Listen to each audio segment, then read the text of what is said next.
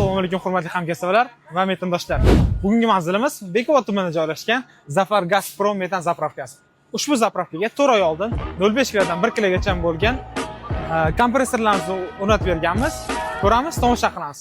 Hozirgi kunda qanday ishlayapti? Yaxshimisiz? O'zingiz tanishtirsangiz, bu yerda kim bo'lib ishlaysiz aka?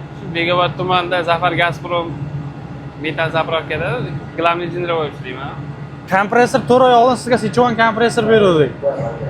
Prezidenti 05 dan 1 kilogacha berishi 1200 kub beradi degan rostmikan? Rost. Hozir mana 1 kilo gaz berganmiz. 1 kilo gazda 1250 uryapti. Havo harorati pasog'ini hisobigami? 900 grammda 1200 uryapti. Mashinalar chiqishi qanday aka? Bu kompressor qo'yganingizdan keyin.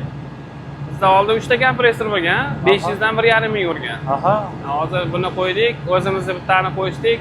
1750 uryapti. Aha. Kisavoyimiz. 8 ta kolonkamiz bor. 8 ta kolonkamizda 5 minutda chiqadi-da.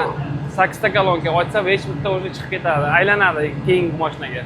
Kompressorda qanday qulayliklar sezdingiz bu kompressorda? Elektr energiyadan foyda.